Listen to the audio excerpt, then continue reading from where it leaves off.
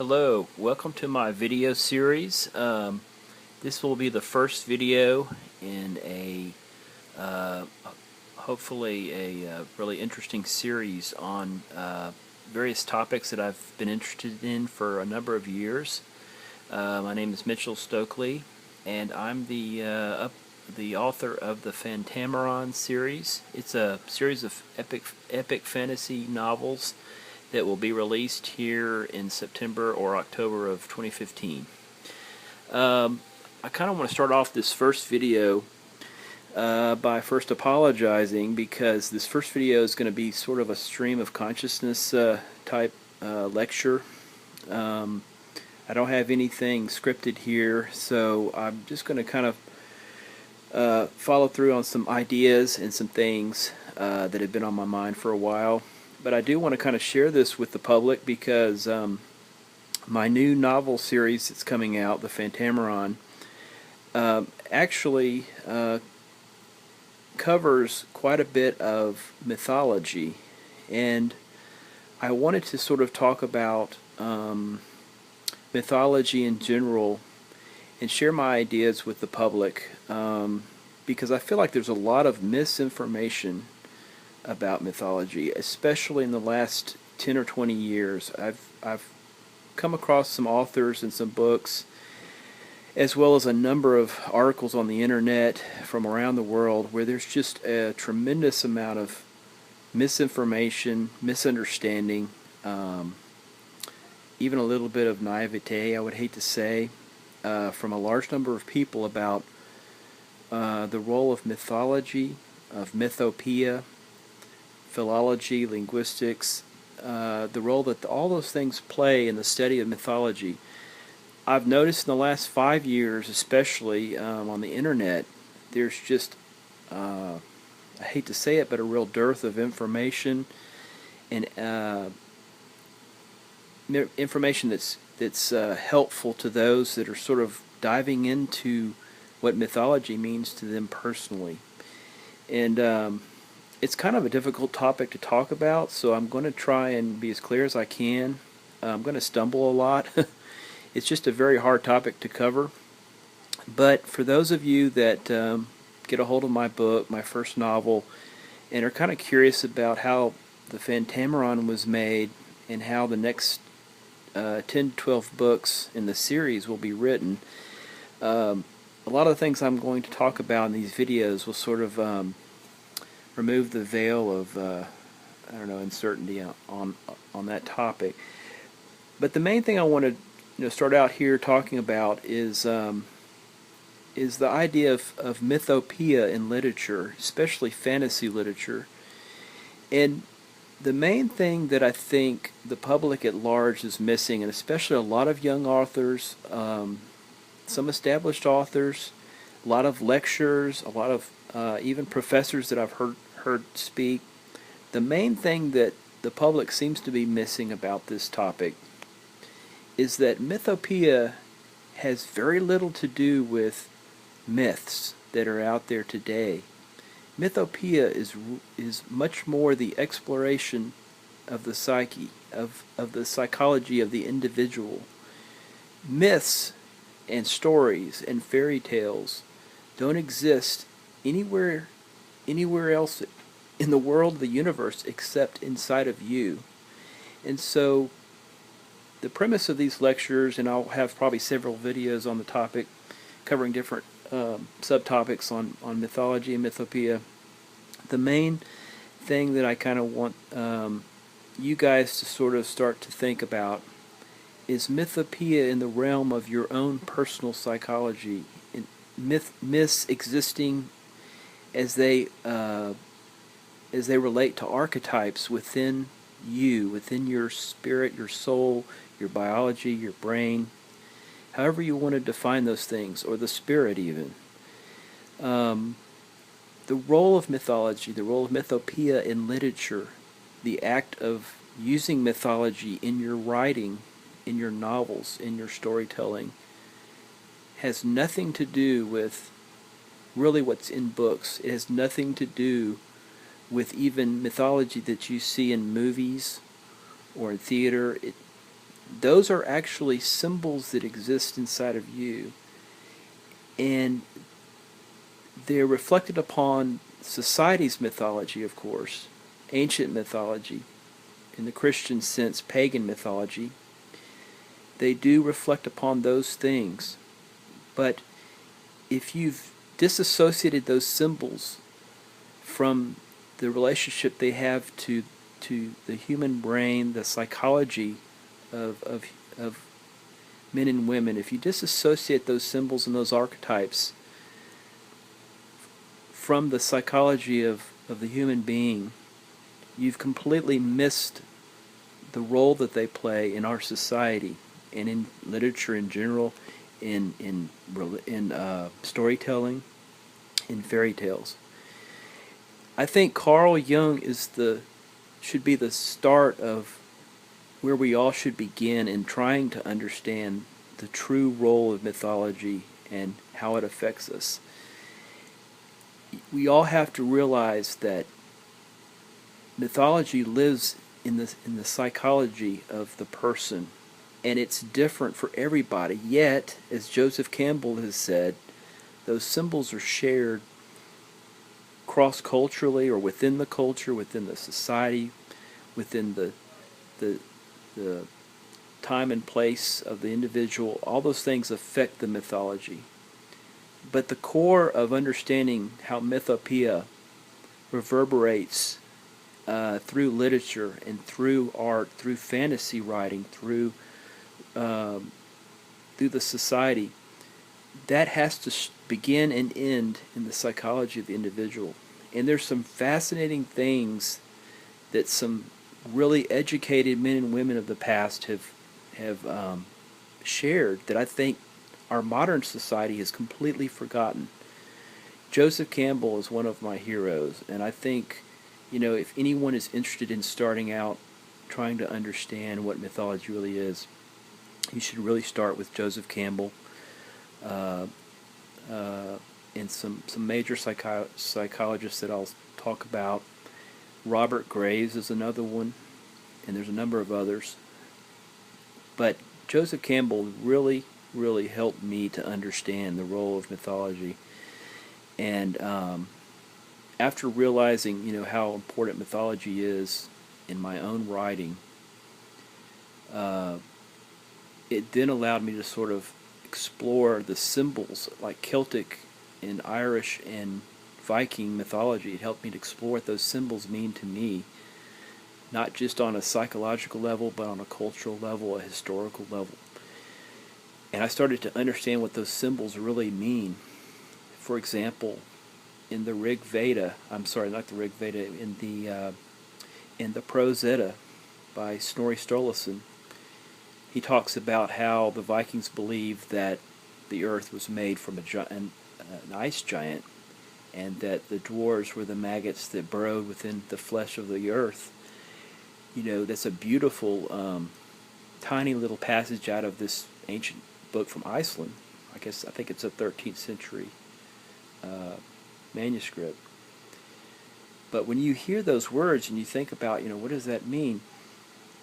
Then you look at how Hollywood or how modern fiction today sees dwarves, and you go back to the ancient view of that, you start to really get a deeper feeling for the whole idea of what that symbol means. It has nothing to do with dwarves or anything like that. The idea of the earth being made of the flesh of a giant, and the dwarves is sort of symbols of the earth burrowing through the earth. It's just a beautiful symbol, and it reflects back on not just our ancestors, but it's also a very beautiful personal sort of symbol. You can almost, if you let go of the imagery in that, you can almost feel the earth. You can almost sense a mystery about the earth. And when I go outside or I walk through the woods or I'm camping or whatever, I can almost feel the earth under my feet, and I can almost hear the ancient Vikings or the storytellers, the poets of that age, almost, getting a connection to the earth through that story, So in that sense, these myths start to transcend cultural boundaries. They start to transcend even some personal boundaries, and they become sort of metaphysical. They transcend, they go beyond the personal, the visual, the physical, and they enter into some sort of a spiritual realm. And so those are the type of things I'll be talking about and trying to relate how you can get beyond the current modern societal view of mythology as some set of shallow images or elves dancing through woods or the wizards casting spells and all that silliness, because those are just the surface symbols.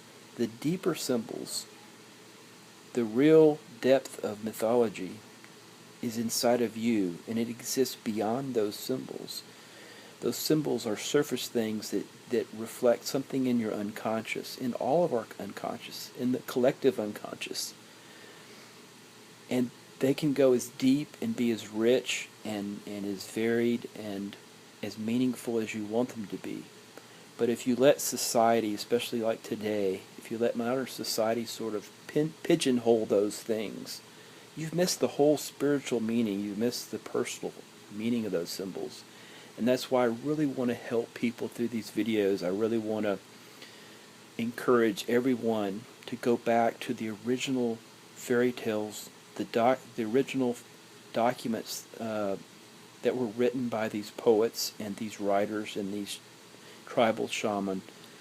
Go back and read the original stories, read the original fairy tales. Read the things that J.R.R. Tolkien read, like the Finlandish Kalevala, or the Lever Gavalen Erin, which is the great Irish book of the Danans. Or go back and read the Welsh Mabinogion. It's a magnificent old document with some really bizarre relics of Celtic mythology in there. And when you do that, you'll transcend sort of the shallow views of mythology that we hear and read about today in literature, in books, in movies. You'll get beyond the shallow, sort of simplistic views that we have, that men and women have today, and you'll be able to transcend those and incorporate those myths into your own psychological state, into your own unconscious. And that's sort of the reason why I wrote the Phantammeron. I started the Phantammeron in 1989.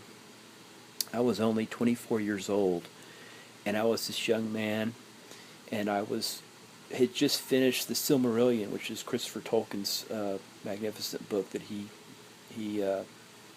claims he edited, but actually I feel like he wrote that book with his father's notes. But when you go back and read, when I went back and read the Silmarillion when I was a teenager, that's what really inspired me to start this journey. And it's from there that I started going to the library, like every day, down into the depths of the library in where I went to school here in Dallas, Texas, at Southern Methodist University. And that's where I started discovering these ancient books and the translations of these beautiful English, Irish, and European books and novels and fairy tales that were written hundreds, even thousands of years ago.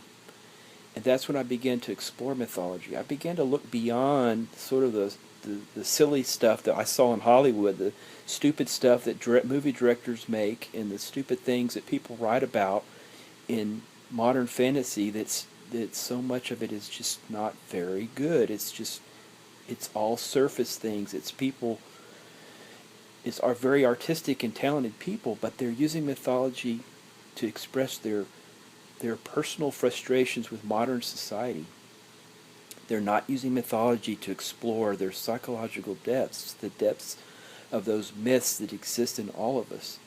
Now, there's some people that have done a fantastic job of that. I mean, I think George Lucas, his first Star Wars movie, and him being a friend of Joseph Campbell, he did a fantastic job understanding how to use those myths to trigger, in modern storytelling, trigger emotional responses in people, because he used the same stories and tales that have been told before in that first Star Wars movie. Now, the later Star Wars, I can't say the same. I'm not a big fan.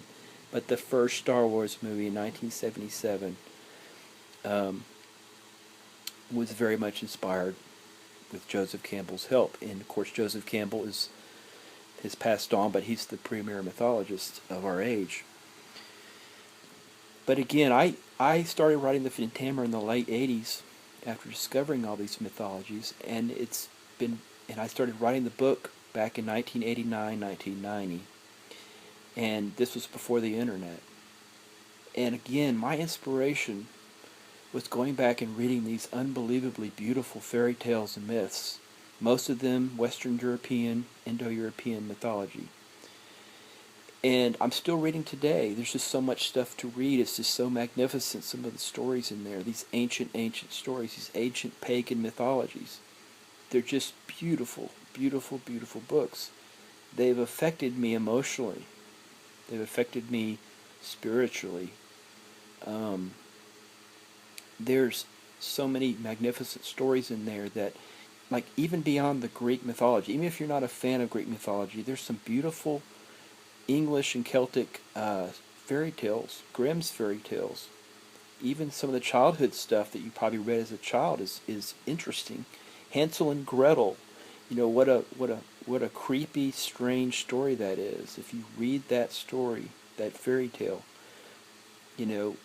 it triggers some emotional response in you. Two lost children abandoned by their father, alone at a witch's cabin made out of cake and candy, and a witch that's trying to kill them.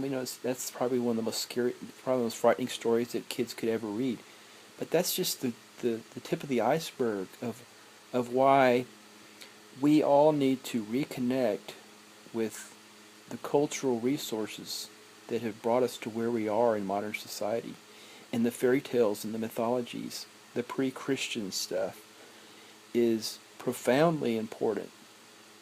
It's so important that we all read that material, but that we also think upon it for what it is, and not try and turn mythology into some sort of personal conflict.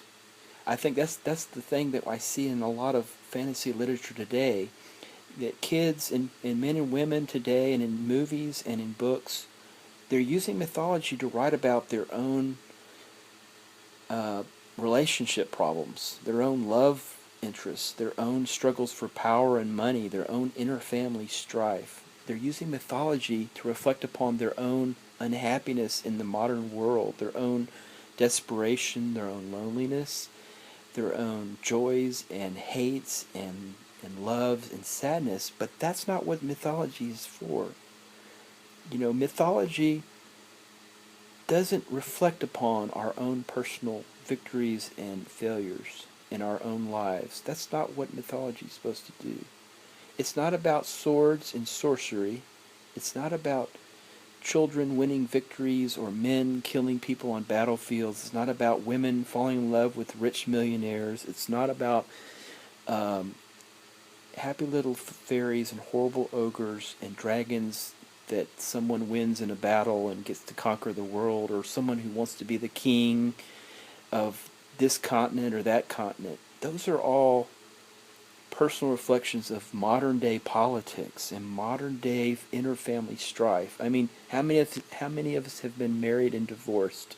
How many have had kids? How many people have been successful and happy, and others miserable and criminals or done horrible things? Those are all modern day conflicts that reflect upon our culture today. But mythology transcends that. It goes deeper. Mythology is about you. It's about your personal being, your life. It's about your death. It's about what goes on beyond your death. And that's what mythology was meant to do. And when you use mythology to try and portray men and women fighting for love and sex and money and power, those are worldly concerns that have no meaning whatsoever. But when you use mythology, for example, let's say you use the image of a dragon. That dragon has nothing to do about flying or sexuality or power or destroying evil people, that dragon is a symbol of your unconscious. It's a symbol of something in you, something dark and terrible, but not about the evil that you do or the good that you do. It's about your life. It's a living part of your living force in your spirit.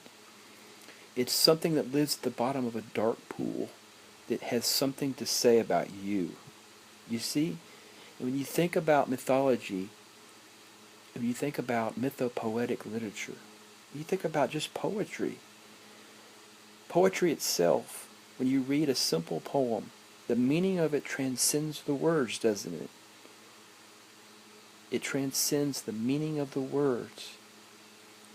There's something deeper there. And that's the whole role of poetry, mythology, mythopoetic literature. It's all the same. It's designed, it's carefully constructed to take you on that personal journey down into the dark waters of your unconscious, to find out some truths, to face the horrible things about yourself or the beautiful things, the glorious things about your life. It's there to help you face all of it. It's no different than what Buddhism teaches. You see, Buddhism is a journey that takes you right back to where you started. It's the journey of realizing that suffering and joy are the same.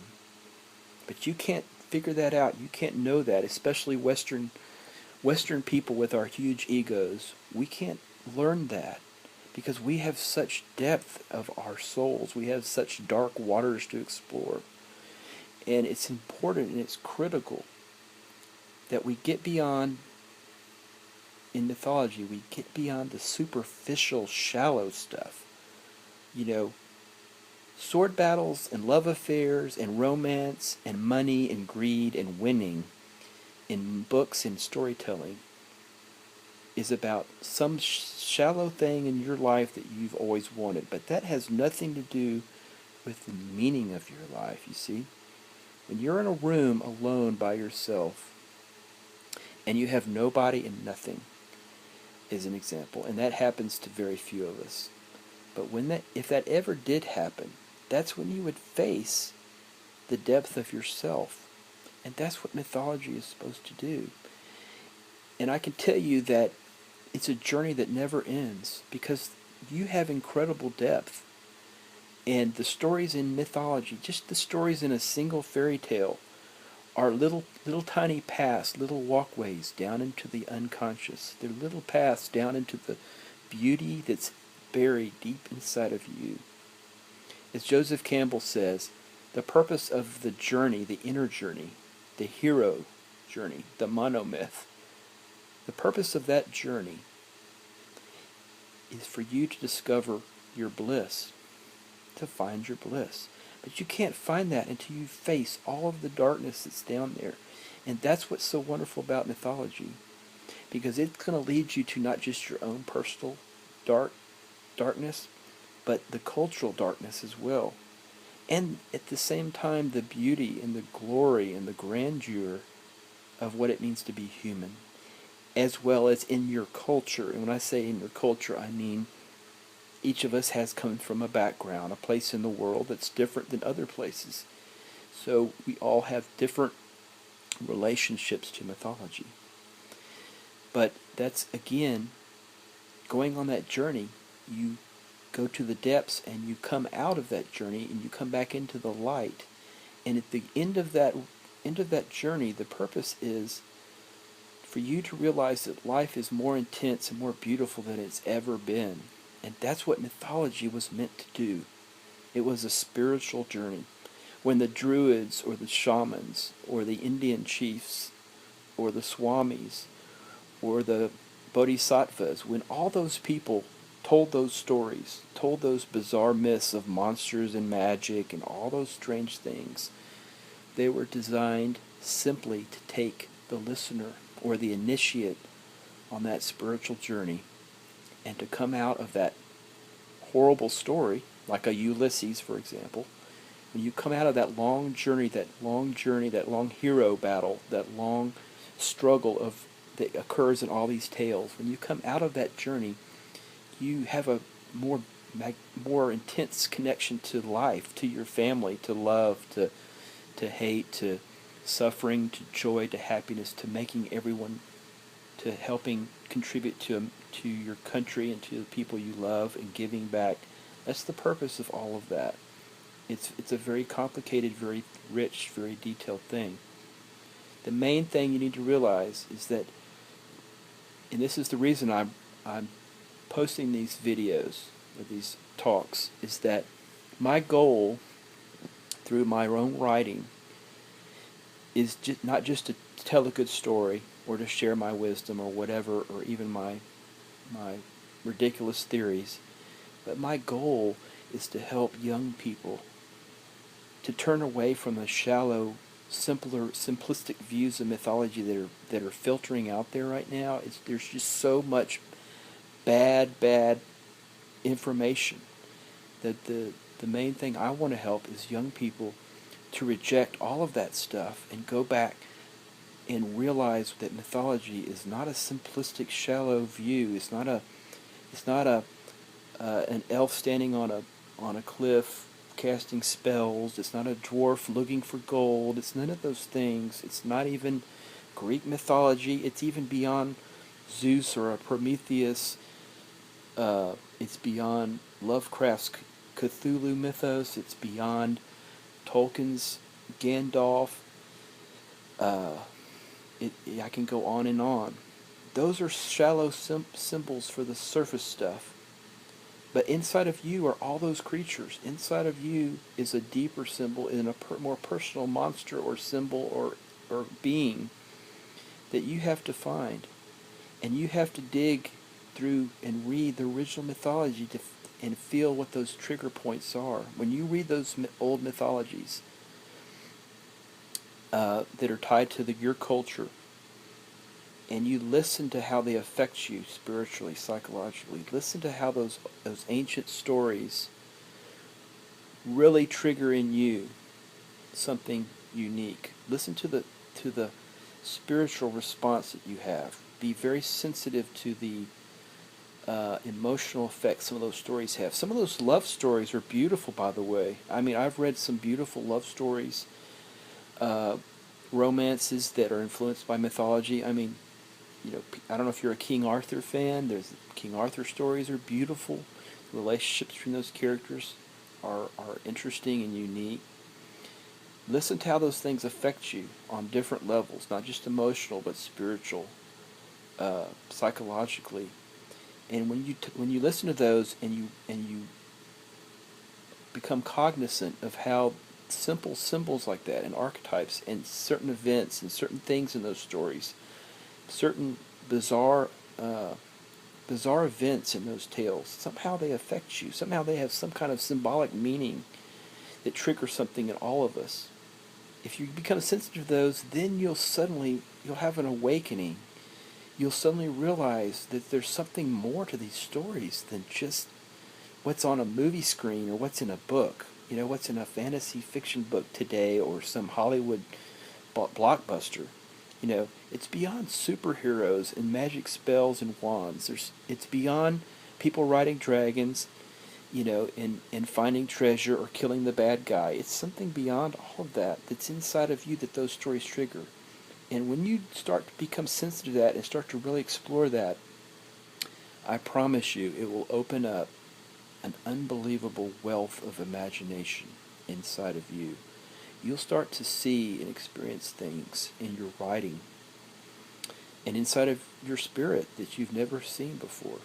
It's no different than what the Bible, the New Testament, does for Christians. It's no different than what the Old Testament or the Kalibala or the Quran or all these other myths or stories have on other religions. It's no different. It's the same thing.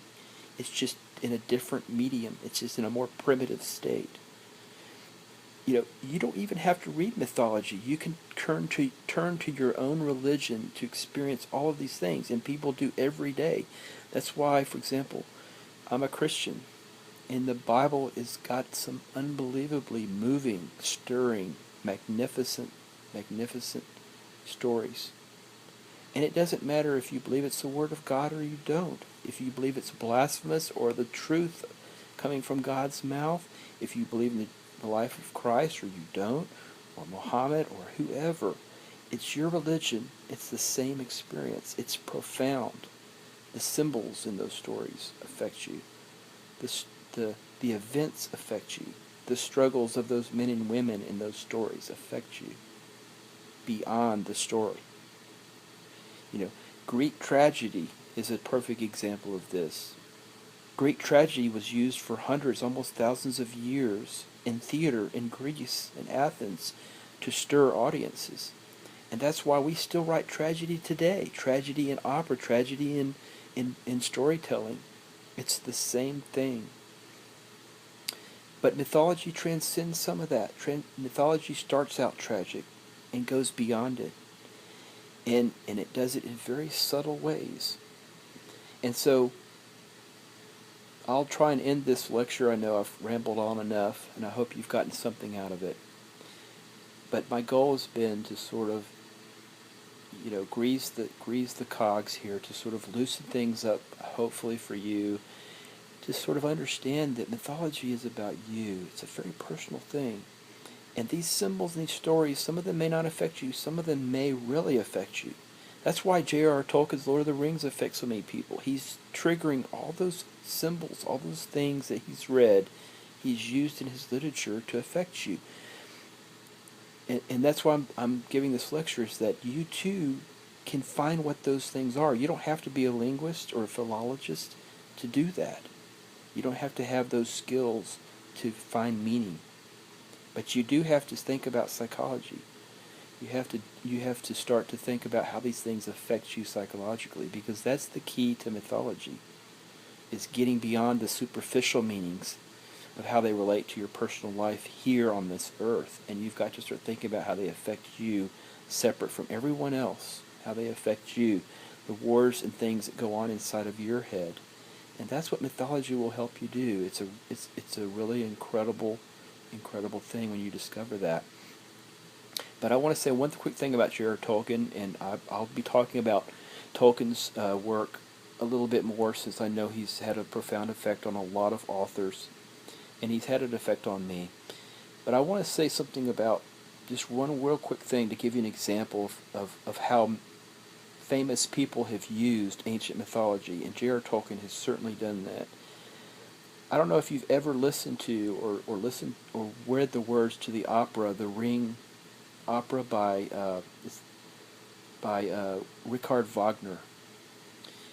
He read the exact same texts that Tolkien read that inspired his Ring. In the Götterdämmerungs and the Ring cycle, there's 4 operas that Wagner wrote. His operas are based on a ring, a cursed ring, the same cursed ring that Tolkien used. It's the same story. And where did both these men get this story? They got it from the Prose Edda and the Elder Eddas, which are Icelandic sagas written about 800 years ago. They got the same stories from the same sources. So what I'm trying to say, this is just the beginning of what I'm going to share with you guys, is that Tolkien and Wagner and a whole slew of other authors that use those symbols, they're not unique to these men. They're shared by all of us. The idea of a ring is just one of millions and billions of symbols that are not only been recorded in history and ancient pagan texts before and used in storytelling, but they're just a tiny part of a much larger mythology, of ancient mythology, that's out there for you to use. The idea of a cursed ring, what is it? A wedding ring? Is it a ring representing the earth, the spirit of the earth? Is it tied to the dwarves and the curse and all that? In the original Icelandic saga, what happened was the ring was made by the dwarves, and it was used, the gods stole it and used it to pay off the giants who built Valhalla. And so the ring was just a symbol of sort of like stolen gold. And that goes back to some really strange cultural Germanic references to how property was traded and all this and that. But what Wagner did with that story, I think, was much better than what Tolkien did. I mean, Tolkien used the ring as a symbol of evil and power and all-corrupting uh, power that he saw, that he experienced in World War One, and what he saw in the world, and some other deeper things. But Wagner, he went back to the source, and he used it closer to what it really was, which was sort of like a leitmotif, a sort of a story, a trigger in his stories to sort of get the events rolling, basically. In other words, the ring is a symbol of things, but it's not the center of the story. The human drama is really the center of that story. But my point is that all these sources that pop up in literature, they're not unique to these authors. They've been used by them, and you can use them. No one has a monopoly on magic rings or wands or child sorcerers living in learning, going to universities to learn to battle evil. You know, these are all things that have been told before in one form or another.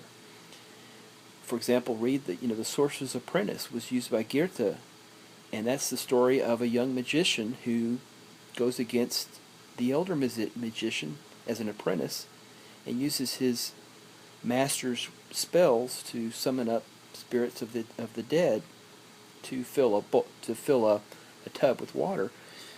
Goethe took that story from 100-year-old text that he had, and then Fantasia and Walt Disney took his story, as did Dukas, who wrote the opera. And then you have Harry Potter, you have Tolkien, you have numerous other people using stories similar to that in their books.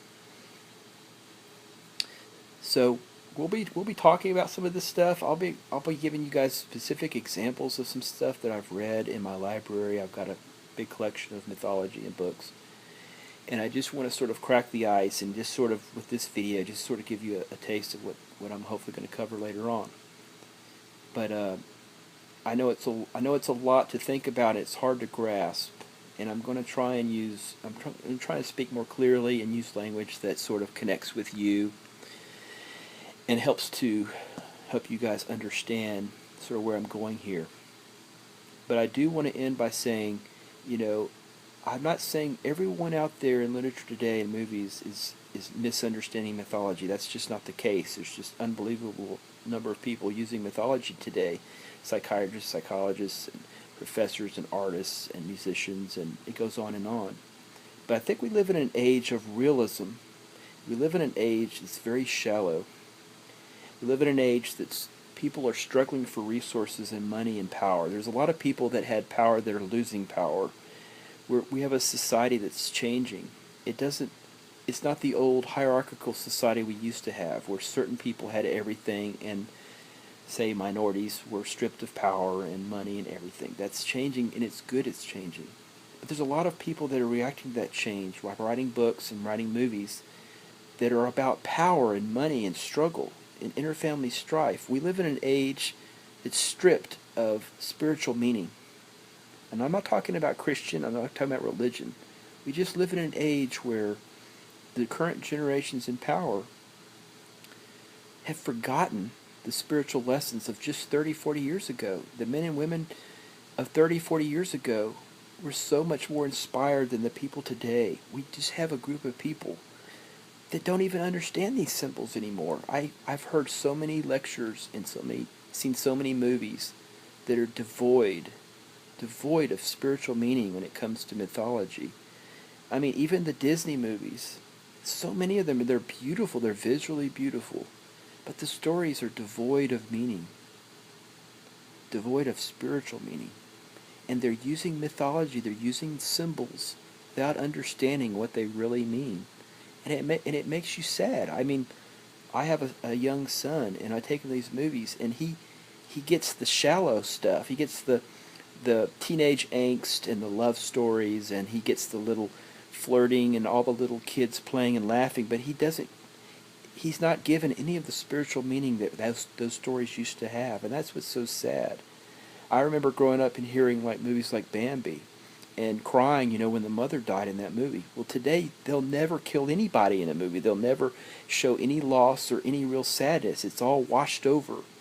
And so we live in an age that's devoid, it's stripped bare of meaning. The only meaning that's left are shallow social cues, political conflict, slapstick, and teenage love stories and angst. And that's it.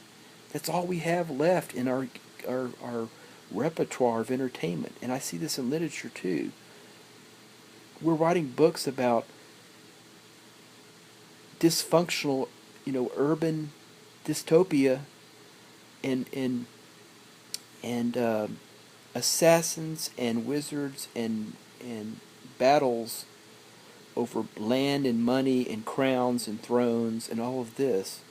And those are things that have no meaning. They're no different.